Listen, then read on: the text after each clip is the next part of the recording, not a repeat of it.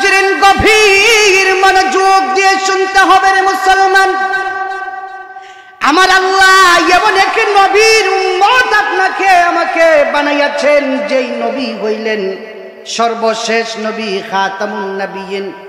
আমার নবী ইচ্ছাকৃতভাবে নিজে থেকে কোনো কথা বলেন না, যা বলেন সব হইল ওহী।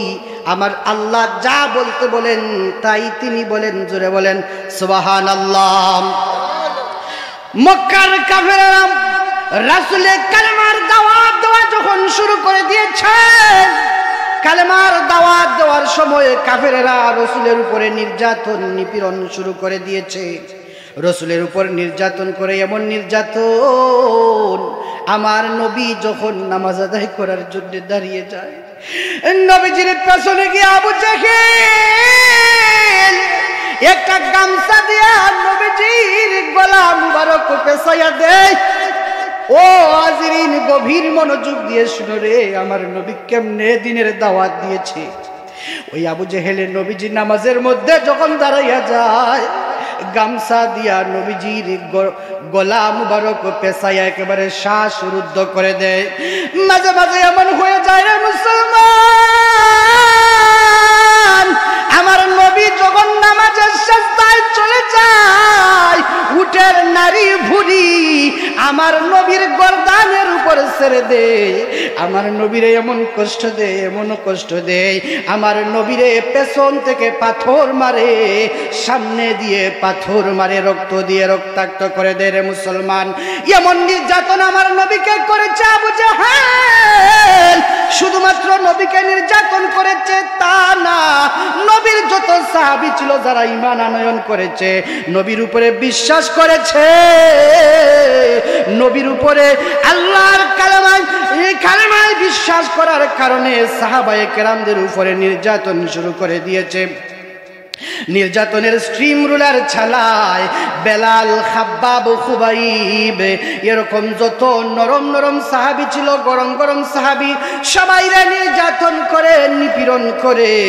এর পরেও আমার নবী ডাক দিয়া বলে, নির্যাতন করতে পারো, নিপীড়ন করতে পারো রে কাফেরেরা, এমনকি আমার সাহাবায়ে কেরামকে তোমরা মারো, আমি নবীকেও যদি তোমরা শাহাদাতের পেয়ালা পান করাইয়া দাও, আমি নবীজির জীবন যদি তোমরা চিনিয়া নাও, এক হাতে সূর্য আর এক হাতে চন্দ্র দিয়া যদি বলো কালেমার দাওয়াত বন্ধ করে দাও, একটা মুহূর্তের জন্য আমি নবী কালেমার দাওয়াত বন্ধ করতে পারবো না, একটা জবানও বন্ধ রাখা যাবে না। আকাশ বাতাস মুখরিত করে বলেন না সুবহানাল্লাহ, আরো জোরে বলেন না আল্লাহু আকবার। ভাইরা আমার, বন্ধুরা আমার, বাবাজিরা রে, গভীর মনোযোগ। আমার নবীরে কালেমার দাওয়াত থেকে ফিরাইতে পারে না।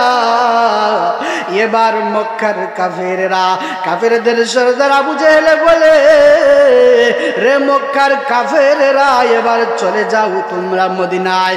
মদিনায় গিয়া তোমরা ইহুদি সম্প্রদায় পাইবা। ইহুদি সম্প্রদায়ের কাছে তাওরাত আছে, তাওরাত আছে, খ্রিস্টানের কাছে জাবুর আছে, এদের কাছে যাইবা।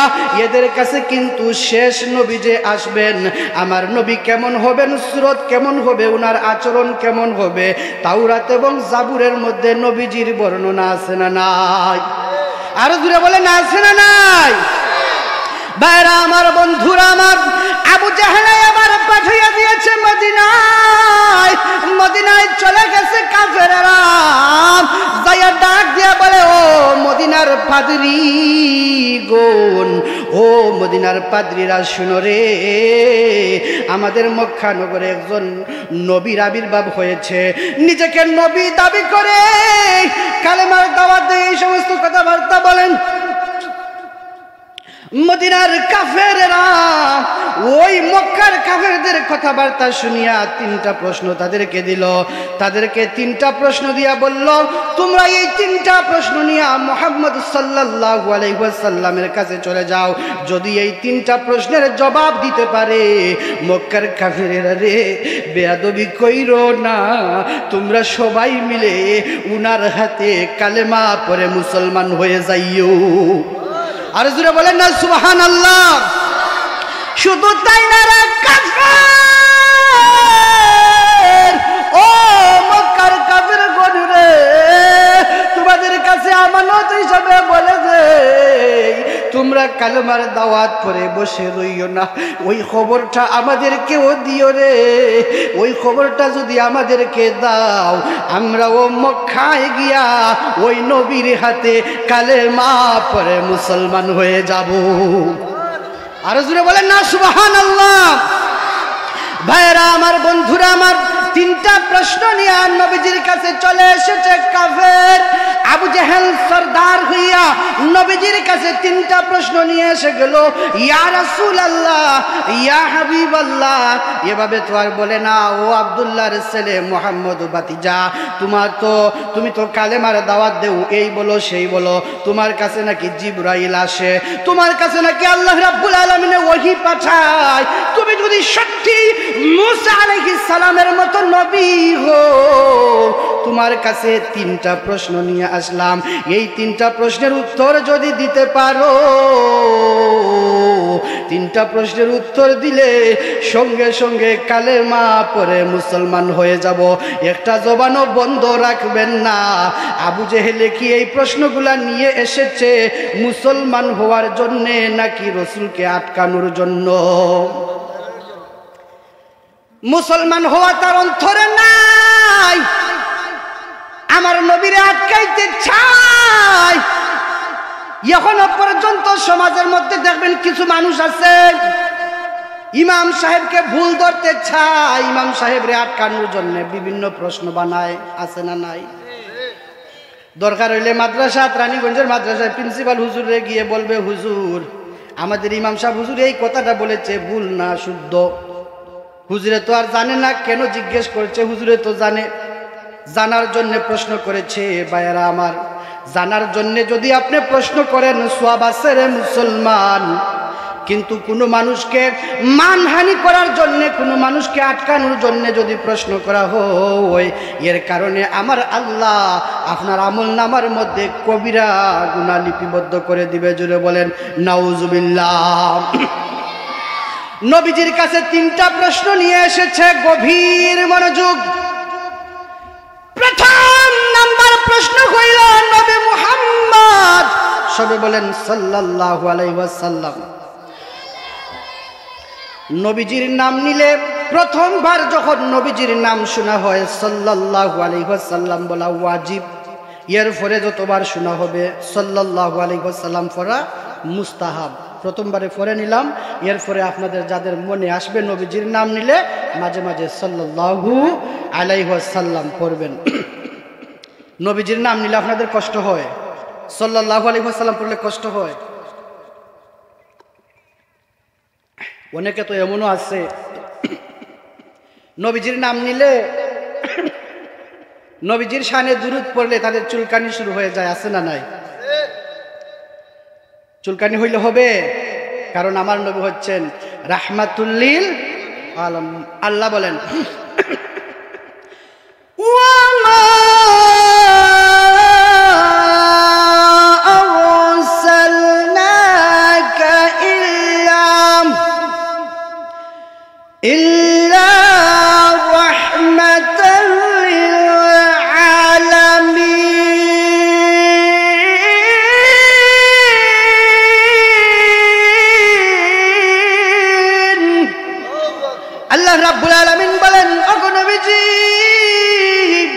আমি আল্লাহ আপনারে রহমত করে গোটা দুনিয়ার জন্য, গোটা বিশ্ব জগতের জন্য রাহমাতুল লিল আলামিন করে এই পৃথিবীর মধ্যে আমি আল্লাহ আপনারে পাঠাইয়া দিয়েছি। একটা জবানও বন্ধ রাখা যাবে না। প্রাণ খুলে সবাই কি বলতে পারবেন না ইয়া রাসূলুল্লাহ? ভাইরা আমার, একটা জবানও বন্ধ রাখা যাবে না। দিল খুলে আরেকটা বার বলেন না ইয়া রাসূলুল্লাহ। আরো জোরে বলেন ইয়া রাসূলুল্লাহ। রাসূলের ভালোবাসা চাই কি চাই না? রাসূলের ভালোবাসা যদি অন্তরে থাকে রে মুসলমান, কিয়ামতের কঠিন ময়দানে সব নবী পেরেশান হয়ে যাবে। দিনের নবী ইয়া উম্মতি কাঁদতে থাকবে, সব নবীরা পেরেশান হয়ে যাবে, সব পয়গম্বর, সব নবী ওলি গাউস কুতুব সবাই পেরেশান।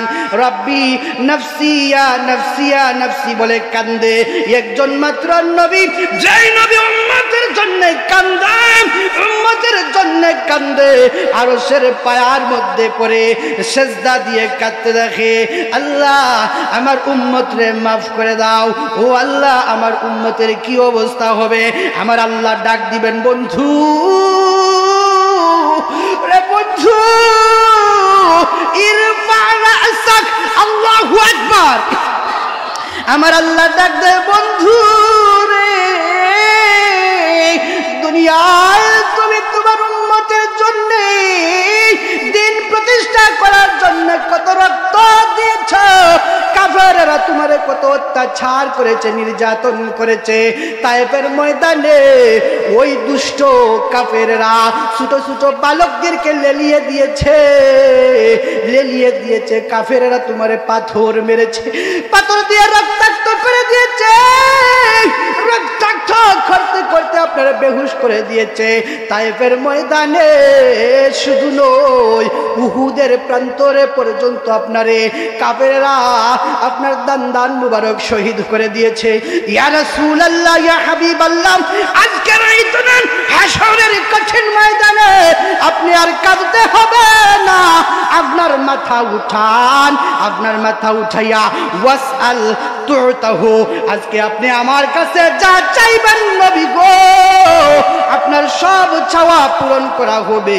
ওয়াসফা তুশাফা, আপনার গুনাহগার উম্মতের জন্য আজকে আমি আল্লাহর কাছে সুপারিশ করো নবী গো, আপনার সুপারিশ মঞ্জুর করে আমি আল্লাহ আপনার গুনাহগার উম্মতদেরকে জান্নাতের মধ্যে পৌঁছাইয়া দিব। জোরে বলেন সুবহানাল্লাহ, আর জোরে বলেন না ইয়া রাসূলুল্লাহ।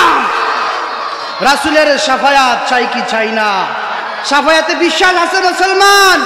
রাসূলের যদি শাফায়াত না করে কোন আলেম, কোন উলামা, কোন গাউস কুতুব রাসূলের শাফায়াত ছাড়া, রাসূলের সুপারিশ ছাড়া জান্নাতের আশা করতে পারবে, জান্নাতে যেতে পারবে না, ঠিক কিনা বলেন?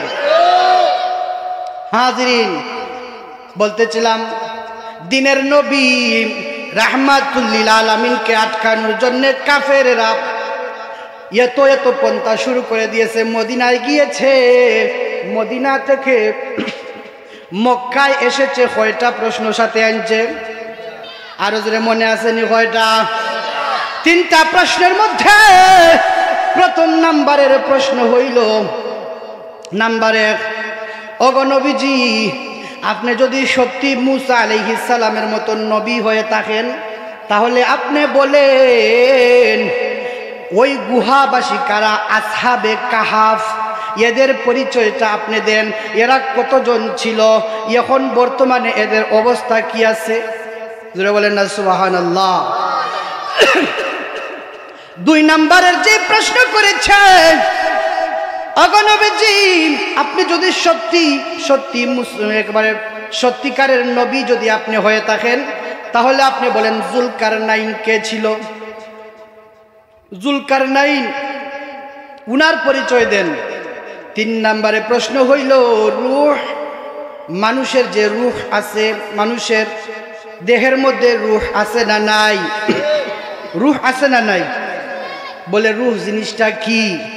এই রূহ জিনিসটার পরিচয় দাও। 3টা প্রশ্ন নিয়ে এসেছেন নবীজির কাছে। আমি আপনাদের কাছে জানতে চাই মুসলমান, আমার নবীজি নিজের থেকে উত্তর দেয় নাকি আল্লাহর পক্ষ থেকে উত্তর? আরো জোরে, খার পক্ষ থেকে? আমাদের কাছে যদি প্রশ্ন নিয়ে আসে যে কোনো মানুষে, বর্তমান জামানায় দেখবেন বড় বড় শায়েখেরা ওনাদের কাছে প্রশ্ন নিয়ে যায়, অনেকগুলা প্রশ্ন দেয়, প্রশ্নগুলার জবাব পারলেও উত্তর দেয়, না পারলেও উত্তর দেয়, আছে না নাই? হ্যাঁ, সবগুলা জানে, বোঝা যায় আল্লামা। এত বড় আল্লামা, হঠাৎ করে একজনে একটা জিনিসে জানতে চেয়েছে, জানি আর না জানি উত্তর দিয়ে দিলাম। কিন্তু আমার নবীজি, আমার নবী ডাক দেয়, আবু জেহেল রে, মক্কার কাফেরেরা, আমি নবীজি উত্তর দিব না, তোমরা যে প্রশ্নগুলো আমার কাছে করেছ আমার আল্লাহ যদি আমারে জানাইয়া দেয় আগামী কালকে তোমাদের প্রশ্নের জবাব দিব, কিন্তু ইনশাআল্লাহ বলা হয় নাই। আমার নবীজি ইনশাআল্লাহ না বলার কারণে এখানে একটু বিলম্ব হয়েছে। এটা হচ্ছে অন্য বিষয়ের দিকে যাওয়া যাবে না। হাজিরিন, 3টা প্রশ্ন করেছে নবীজির, 3টা প্রশ্ন করে আসহাবে কাহাফ গুহাবাসী সম্পর্কে জানতে চেয়েছে। গুহাবাসী সম্পর্কে আলোচনা আমার ইউটিউব ফেসবুক চ্যানেলের মধ্যে আছে, আপনারা চাইলে দেখতে পারবেন। আজকেও যদি সময় থাকে কিছুটা আলোচনা করা হবে ইনশাআল্লাহ। হাজিরিন, গভীর মনোযোগ, আজকে আপনাদের সামনে যুলকারনাইন সম্পর্কে আলোচনা হবে রে। ওই যুলকারনাইন নবীকে জিজ্ঞেস করে যুলকারনাইন কে, ওই যুলকারনাইনের পরিচয় দেন। যুলকারনাইনকে আমার নবীকে আমার আল্লাহ যখন জানাইয়া দিয়াছে সূরাতু কাহাফ অবতীর্ণ করিয়া, সূরাতু কাহাফ প্রতি জুমাবারে তেলাওয়াত করা সুন্নত। সবাই আমরা সূরাতু কাহাফ পড়ি তো ইনশাআল্লাহ, সবাই প্রতি শুক্রবারে সূরাতু কাহাফ পড়বেন। সূরাতু কাহাফ তেলাওয়াত করা রাসূলের একটা সুন্নত প্রতি জুমাবারে। ওই সূরাতু কাহাফ নাজিল করে দিয়েছেন আল্লাহ। সূরাতু কাহাফ নাজিল করে রাসূলকে জানাইয়া যখন দিলেন, রাসূল তখন যুলকারনাইনের পরিচয় দেওয়া শুরু করলেন।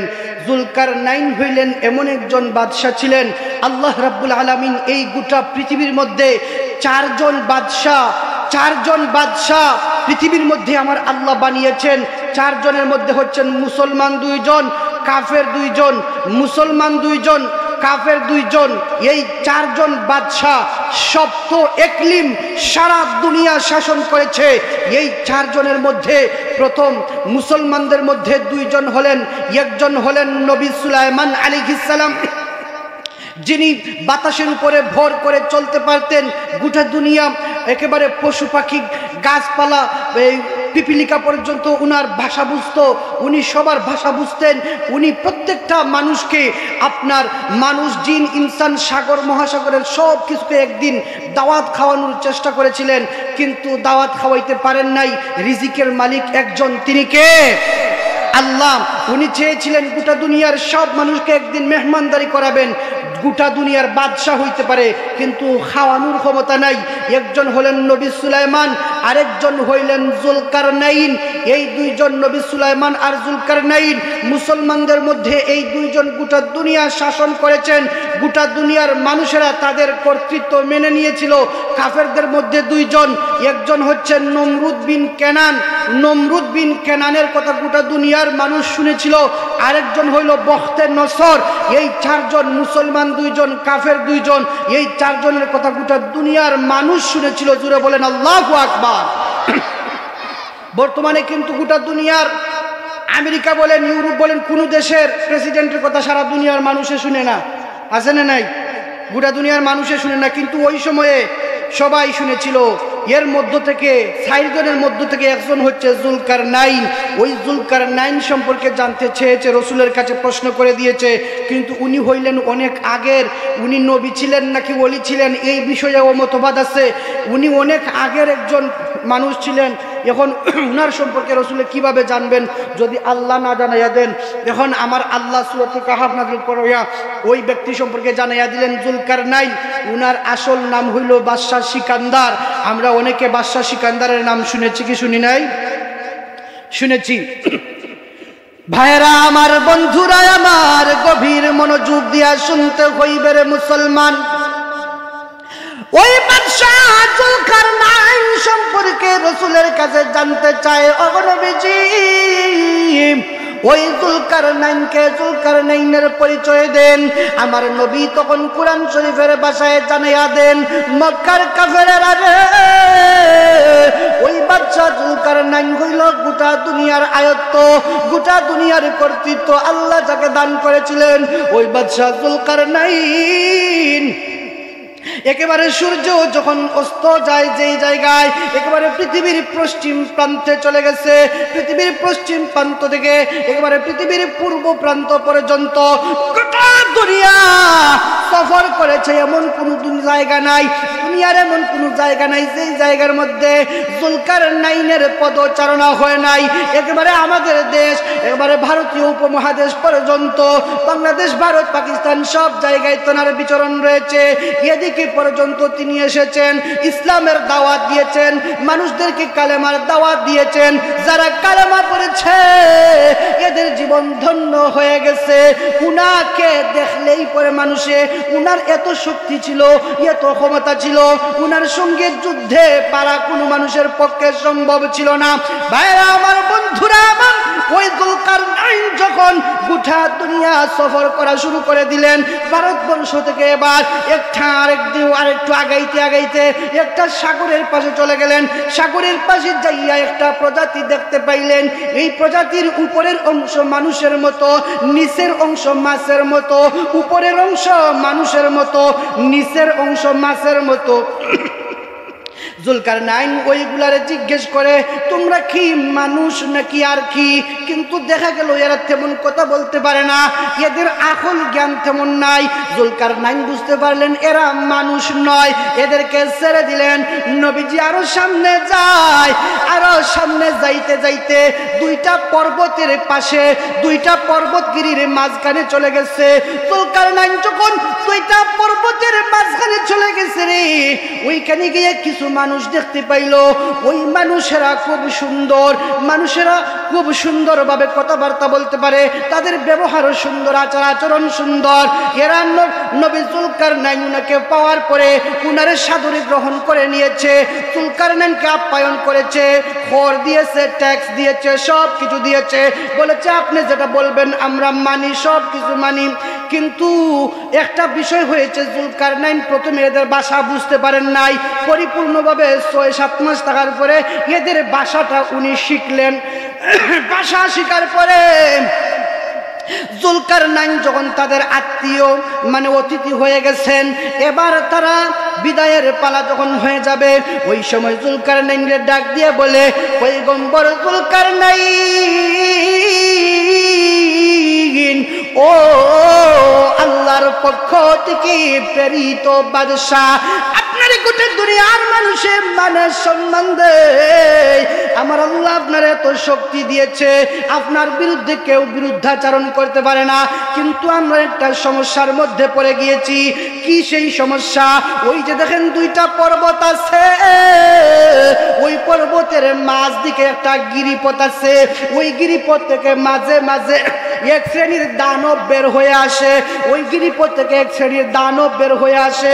ওই দানবটা নিচের অংশ মানুষের মতো, আবার উপরের অংশ, গলার উপরের অংশ পশুর মতো লাগে, পশুর মতো গলার উপরের সাইড, নিচের সাইড মানুষের মতো। এরাও কিন্তু বাস্তবিক করতে মানুষ। এরা হইল নূহ আলাইহিস সালামের বংশধর।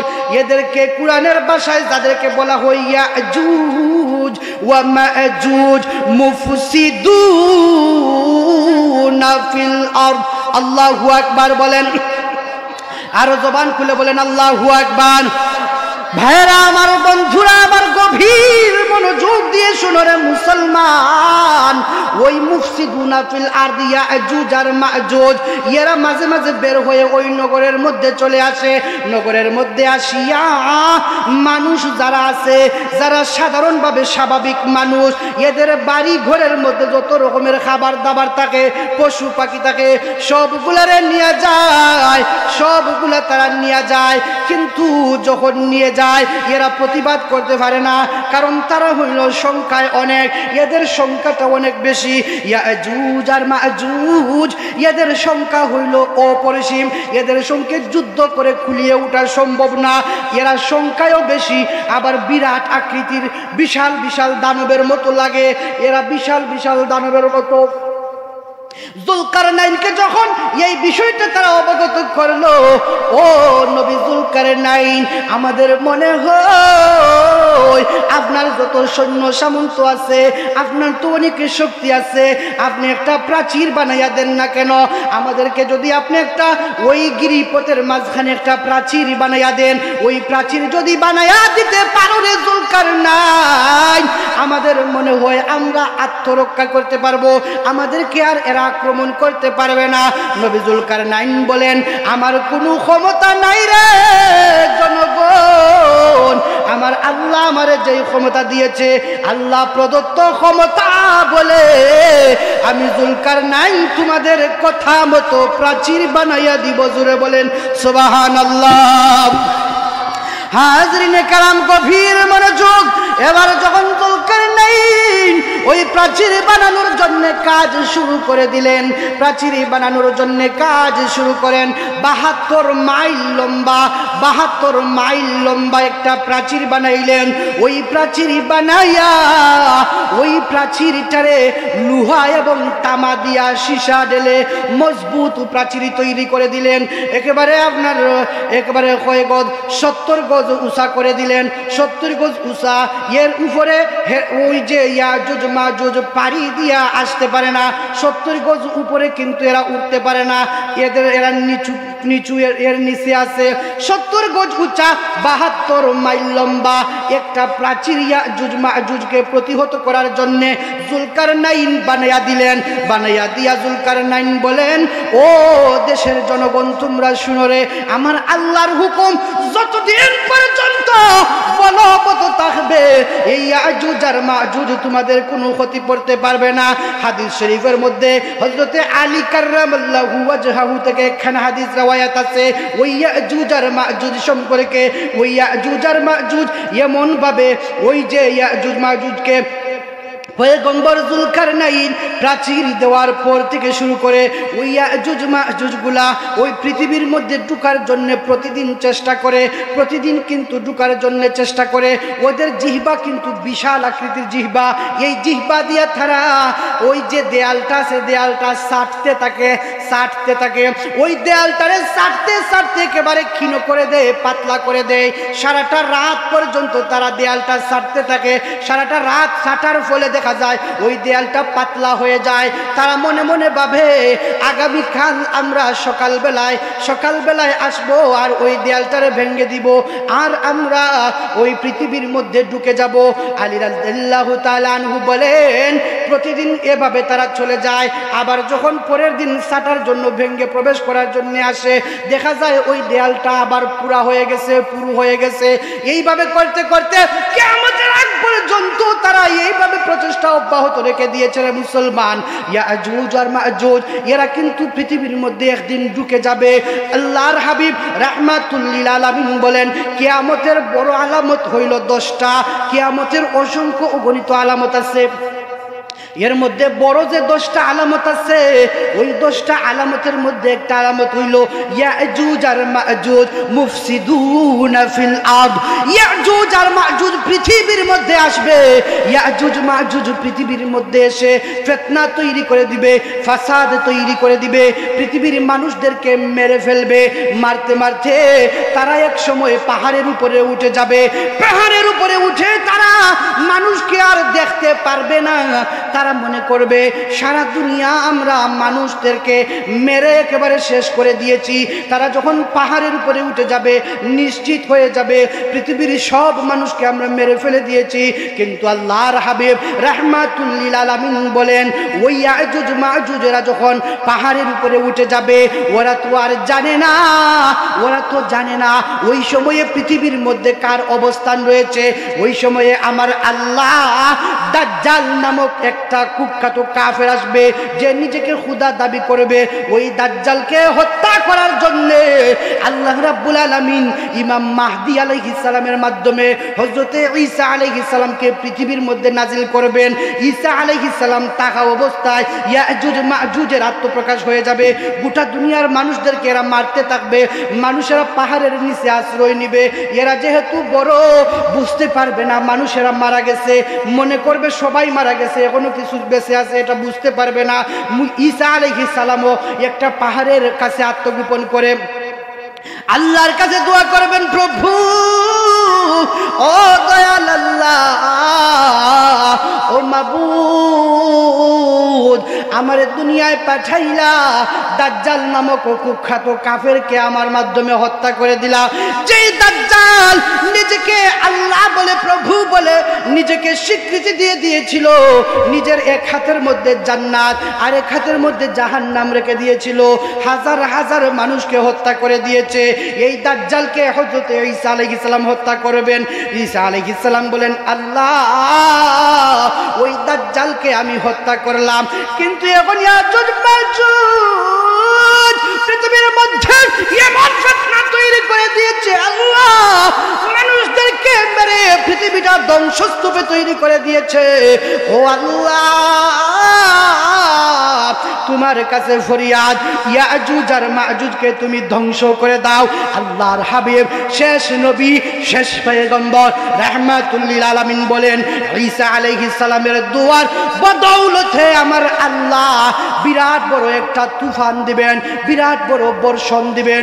ওই তুফানের প্রকোপে এত বিশাল তুফান হবে, ওই তুফানের কারণে সব ইয়াজুজ মাজুজের যত সংখ্যা ছিল, সব ইয়াজুজ মাজুজ ওই তুফানের কবলে পড়ে তছনছ হয়ে পাহাড়ের মধ্যে ধাক্কা খাইতে খাইতে, বাতাসের মধ্যে একজন আরেকজনের সঙ্গে ধাক্কা খাইতে খাইতে গোটা দুনিয়ার সব ইয়াজুজ মাজুজ আমার আল্লাহ ঈসা আলাইহিস সালামের দুয়ার বদৌলতে গোটা দুনিয়ার মানুষদেরকে ইয়াজুজ মাজুজ মুক্ত করে দিবেন। একটা জবান বন্ধ রাখবেন না, জুড়ে সুরে বলা যাবে না আল্লাহু আকবার। আরো জুড়ে বলেন আল্লাহু আকবার। কেউ যেটা পারে না সেটা পারেন কে? আল্লাহ। ওই দিন ঈসা আলাইহিস সালামের দুয়ার বদৌলতে বিশ্ব নবী বলেন, এই দোয়া করতে দেরি হবে ঈসা আলাইহিস সালাম ইয়াজুজ মাজুজকে তুফানের মাধ্যমে ধ্বংস করতে আমার আল্লাহ দেরি করবেন না। হাজিরিন, ওই যুলকারনাইন বলেছেন, এই ইয়াজুজ মাজুজ এরা কিয়ামতের আগে আত্মপ্রকাশ করবে। উনি গিরিপথের মধ্যে, এই ঘটনাটা কুরআন শরীফের মধ্যে আল্লাহ সুস্পষ্টভাবে, আমি তো সব আয়াত পড়তে পারবো না, আমি হাফেজও নই, কিন্তু আয়াতগুলো যদি আবার পড়তে যাই আপনাদেরকে বুঝাইতেও কষ্ট হয়ে যাবে। হাজিরিন, এইভাবে করতে করতে ক্রমান্বয়ে ইয়াজুজ মাজুজের জন্য প্রাচীর তৈরি করে দিলেন। কিয়ামতের আগে কিন্তু এরা বের হয়ে আসবে, আবার ধ্বংসও হয়ে যাবে। এখন কথা হলো, ইয়াজুজ মাজুজ এই যে আপনার যুলকারনাইন এদের কাছ থেকে যখন চলে গেলেন, এদের কাছ থেকে চলে যাওয়ার পরে এখন যুলকারনাইনের মনের মধ্যে একটা জিনিস আসলো, উনি চিরজীবী হবেন। উনি একটা কিতাবের মধ্যে, তদানীন্তন সময়ে যে আসমানি কিতাব ছিল, ওই কিতাবের মাধ্যমে তিনি জানতে পেরেছেন আল্লাহ রাব্বুল আলামিন পৃথিবীর মধ্যে এমন একটা কূপের সৃষ্টি করেছেন, যেই কূপের পানি যদি, ওই কূপের পানির নাম হইল আবে হায়াত, ওই পানি যদি কেউ পান করতে পারে তাহলে সে চিরজীবন বেঁচে থাকবে, ওই মানুষ আর মরবে না। জোরে বলেন না সুবহানাল্লাহ। পৃথিবীর মধ্যে যত মানুষ আছে, কুল্লু নাফসিন যায়িকাতুল মাউত, প্রত্যেকটা প্রাণীকেই মরতে হবে, মরণ থেকে কেউ বাঁচতে পারবে না, সব মানুষে মরবে। কিন্তু ওই যুলকারনাইন, উনি তো গোটা পৃথিবীর রাজত্ব উনার কাছে চলে এসেছে। উনি মনে মনে ভাবলেন, আমি যেহেতু গোটা দুনিয়ার রাজত্ব, এখন আমি সারা জীবন বাঁচবো। এজন্য উনি তালাশ করার জন্যে, অনুসন্ধান করার জন্যে বের হয়ে গেলেন, ওই পানিটা কোথায় পাওয়া যায়।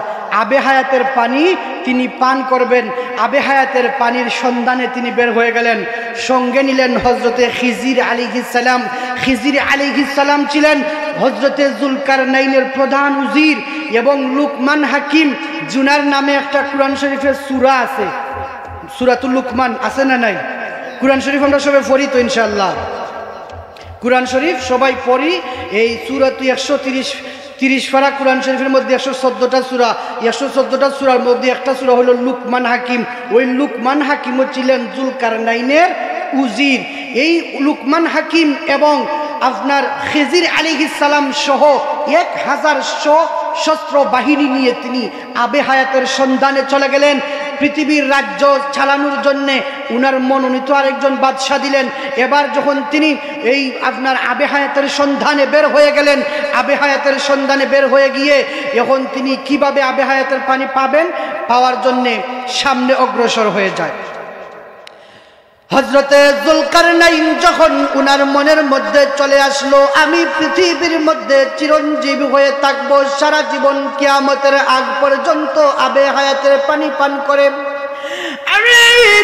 আমি সারাটা জীবন কিয়ামতের আগ পর্যন্ত পৃথিবীর মধ্যে বেঁচে থাকবো এই জন্য তারা বের হয়ে গেলেন আবে হায়াতের সন্ধানে একটা পাহাড় আছে বর্ণনা দেওয়া আছে কিতাবের মধ্যে বর্ণনা দেওয়া ওই পাহাড়ের নিচ দিয়া একটা সুড়ঙ্গ পথ আছে ওই সুড়ঙ্গ পথের দিকে যাইতে যাইতে এই যে সুড়ঙ্গ পথ অন্ধকারের দেশ এই সুড়ঙ্গ পথ দিয়ে আরেকটা দেশ এটা হইল অন্ধকারের দেশ ওই অন্ধকারের দেশে আল্লাহর পয়গম্বর যুলকারনাইন চলে গেছে আবে হায়াতের সন্ধানে সঙ্গে একটা আলোক রশ্মি নিয়েছে একটা পাথর নিয়েছে এই পাথরটা অন্ধকারের মধ্যে গেলে পরে আপনার অন্ধকার আলোকিত হয়ে যায় এই যে লাইট আছে এই যে পাথরটা আছে এই পাথরটা কিন্তু আবার চার্জ দেওয়া লাগে না ব্যাটারিও লাগে না এমনিতেই অন্ধকারে আলোকিত হয়ে যায়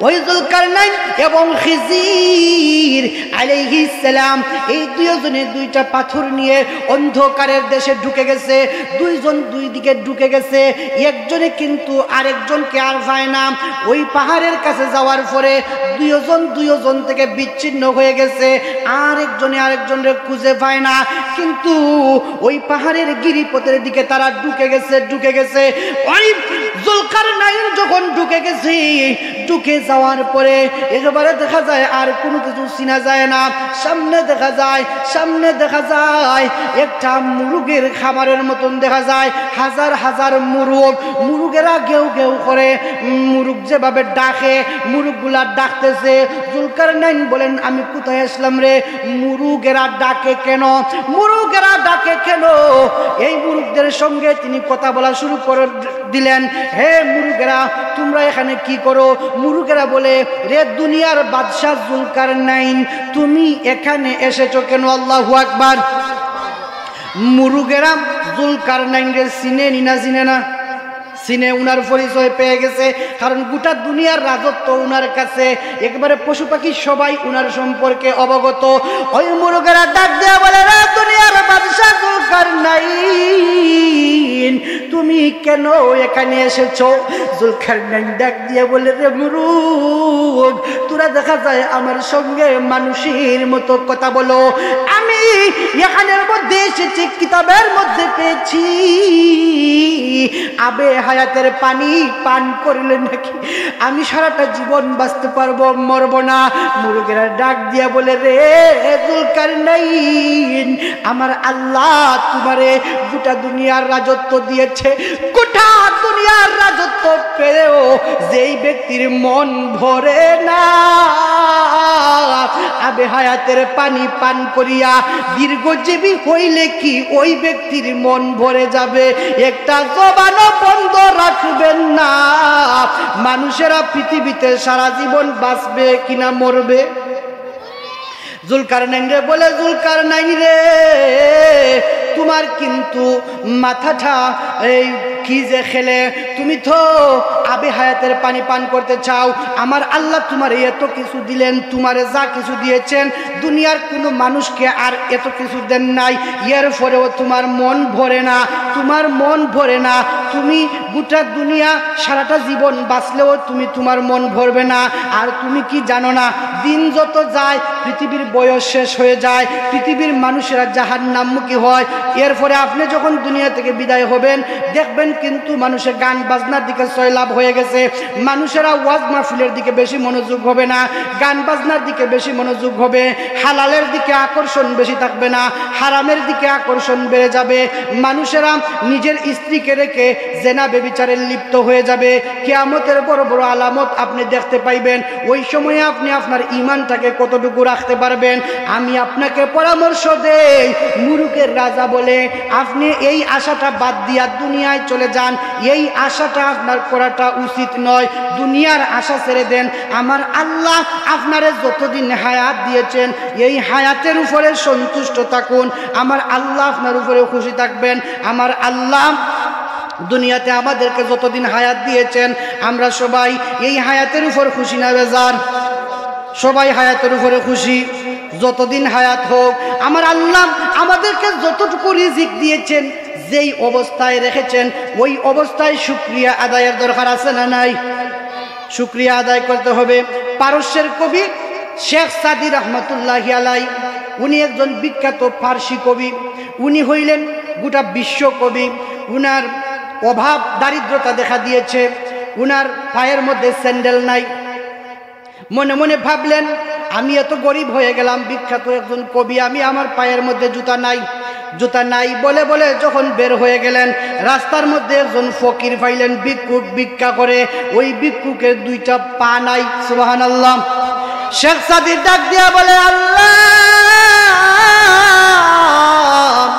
আমার একটা জুতা নাই, এক জোড়া জুতার কারণে আমি মনে মনে কষ্ট পেয়ে গেছি, নিজেকে ধিক্কার দিয়েছি আল্লাহ। কিন্তু এখন কি দেখলাম গো, উনার যে দুইটা পা নাই, আল্লাহ আমার তো দুইটা পা আছে। আল্লাহ তোমার শুকরিয়া জানাই, আল্লাহ তুমি আমারে মাফ করে দাও। আল্লাহ শেখ সাদিরে মাফ করে দিলেন। এজন্যে আরেকজন উচ্চ পর্যায়ে আছে, উনারে দেখার দরকার নাই, আমার নিচে যে আছে তারে দেখতে হবে। ঠিক কিনা বলেন? আমার নিচে যে আছে তারে যদি আমি দেখি, তাহলে আমি যেই অবস্থায় আছি বুঝা যাইবে আমার আল্লাহ আমারে কতটুকু শান্তিতে রেখেছে। সুবহানাল্লাহ। হাজিরিন গভীর মনোযোগ। জুলকারনাইন আরো সামনে চলে যায়, আরো সামনে যাইতে যাইতে, আরো সামনে যাইতে যাইতে এইভাবে করে আরেক শ্রেণীর মানুষের সঙ্গে, মানুষের মতো আরেকটা সম্প্রদায়ের সঙ্গে উনার দেখা হয়ে যায়। উনিও উনারে বিস্তারিতভাবে বুঝাইয়া দিলেন, জুলকারনাইন রে, দুনিয়ার আশা ছেড়ে দাও, দুনিয়ার আশা করে লাভ নাই। লুকমান হাকিমের মতন সুরত ধরে নিয়েছে, তুমি দুনিয়ার মধ্যে চলে যাও, আমার আল্লাহ তোমারে যতটুকু হায়াত দিয়েছেন ওই হায়াতের উপরেই সন্তুষ্ট থাকো। ওই হায়াতের উপরে যদি সন্তুষ্ট থাকো আমার আল্লাহ তোমার উপরে কৃপা দিবেন। কিয়ামতের কঠিন ময়দানে তোমারে আমার আল্লাহ এমন জান্নাত দিবেন রে, ওই জান্নাতের মধ্যে ঢুকার পরে মানুষেরা বাঁচবেও না, মরবেও না, মানুষের মরণ হয়ে যাবে দুনিয়ার মধ্যে। এই মরণের মাধ্যমে মানুষের মরণের সমাপ্তি হয়ে যাবে। মানুষেরা জান্নাতের মধ্যে যাক অথবা জাহান্নামের মধ্যে যাক, লা ইয়ামুতু ফিহা ওয়ালা ইয়াহইয়া। আল্লাহু আকবার। আমার আল্লাহ বলেন, লা ইয়ামুতু ফিহা ওয়ালা ইয়াহইয়া। জান্নাত অথবা জাহান্নাম এমন একটা জায়গা, ওই জায়গার মধ্যে মানুষেরা যদি ঢুকে যায় মানুষেরা বাঁচবেও না, মরবেও না। হাজিরিন গভীর মনোযোগ। এবার হযরত জুলকারনাইন বের হয়ে আসলেন। বের হয়ে আইসা নিজে নিজে তওবা করলেন। আর উনার সঙ্গী সাথী যারা আছে, সঙ্গী সাথীদেরকে বললেন, তোমরা যাও, আজকে থেকে আমি আর বাদশাহী করব না, আজকে থেকে আমি আর বাদশাহী করব না, আজ থেকে নিয়ে বাকি জিন্দেগি আমি এই পাহাড়ের কাছে, আমি এই পাহাড়ের কাছে আল্লাহ আল্লাহ করে আল্লাহর তাসবিহ জপতে জপতে এই পৃথিবী থেকে বিদায় হয়ে যাব। এইভাবে করে যখন আল্লাহর হাবিবে জুলকারনাইনের ঘটনা বিস্তারিতভাবে বলে দিলেন, আসহাবে কাহাফের ঘটনা বিস্তারিতভাবে বলে দিলেন। হাজিরিন এশার নামাজের সময় হয়ে গেছে, আর আসহাবে কাহাফের কথাও বলা যাবে না, রূহ সম্পর্কেও আলোচনা করা যাবে না। এই যে আমরা জুলকারনাইন সম্পর্কে শুনলাম, বুঝতে পারলাম মানুষেরা পৃথিবীর মধ্যে সারা জীবন বাঁচবে নাকি যতদিন হায়াত আছে, যতদিন হায়াত আছে এতদিন বাঁচবে, এর চাইতে দুরাশা করে লাভ নাই। যেই অবস্থায় আছি আলহামদুলিল্লাহ।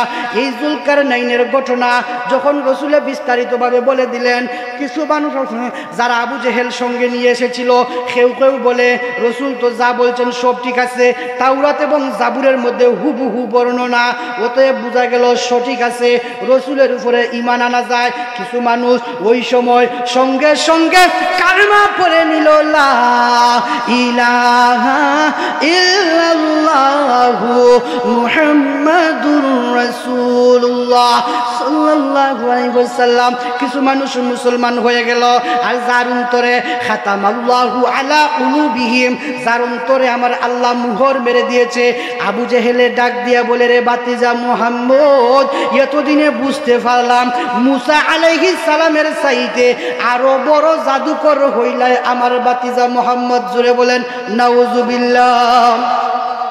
আবু জেহেলে আর ঈমান আনলো না। হাজিরিন, যার কপালে হেদায়াত আছে একে আপনি ওয়াজ করে বুঝাইতে হবে না, নসিহত করে বুঝাইতে হবে না। হেদায়াত যার কপালে আমার আল্লাহ লিখে দিয়েছেন ওই ব্যক্তি হেদায়াতের পথে চলবেই চলবে। যার কপালে হেদায়াত নাই, গোটা দুনিয়া ওয়াজ মাহফিল তার কানের মধ্যে যদি আপনি রেকর্ডিং করে রেখে দেন, সারা জীবন যদি আপনাকে ওয়াজ করেন, এরপরেও যার কপালে হেদায়াত নাই ওই ব্যক্তি হেদায়াত হবে না। ঠিক কিনা বলেন? আল্লাহ রাব্বুল আলামিন যেন আমাদের সবাইকে হেদায়াতের পথে চলার তৌফিক দান করেন। আমরা সবাই বলি আমিন।